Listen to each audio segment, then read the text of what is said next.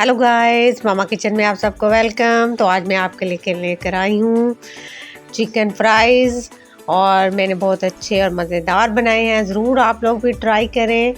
तो मैंने दुकानदार से ही कह के बोनलेस लिया और वो लंबे लंबे रूप में मैंने सारे चिकन को कटवा लिया था और इस तरह वो बहुत अच्छे से उसने काट दिए हैं। घर में काटने की ज़रूरत नहीं, उधर से कटवा लें। तो इसके बाद मैंने इसके ऊपर दही डाला है। सबसे पहले अच्छी तरह से धो के फिर उसके ऊपर दही डाल दिया और लाल मिर्च, हल्दी, काली मिर्च और दाद मिर्च और गरम वो काली मिर्च भी मैंने डाली है इसमें और साबुत धनिया भी डाला है। इन सब चीज़ों को मैं अच्छी तरह से मिलाऊंगी, हाथ की मदद से मिला लूँगी अच्छी तरह से ताकि अच्छी तरह से मिल जाए।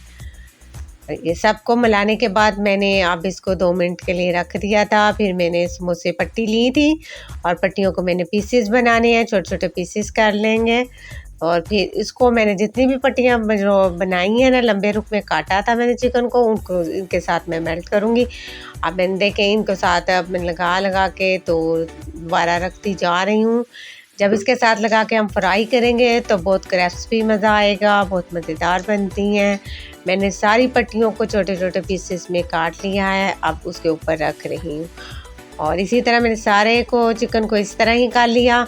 अब मैंने तेल गरम रखा है, जितनी देर में सारी पट्टियों को इस पर लगा रही हूँ और तेल भी गरम हो गया हमारा। तो अब मैं एक एक करके सारे फिंगर जो चिप्स बनाए हैं मैंने चिकन के वो इसके अंदर डालूँगी और बहुत मज़ेदार, देखने में भी मज़ेदार और खाने में भी बहुत मज़ेदार होंगे। ज़रूर ट्राई करें, रोज़ों के लिए बेहतरीन है, बच्चे बड़े सब शौक़ से खाते हैं। दही से मेरा चिकन भी बहुत मज़ेदार बना, इससे खट्टा खट्टा, और इसके बाद जब इस पर मटीरियल लगाया तो वो भी बहुत मज़ेदार बन गया है।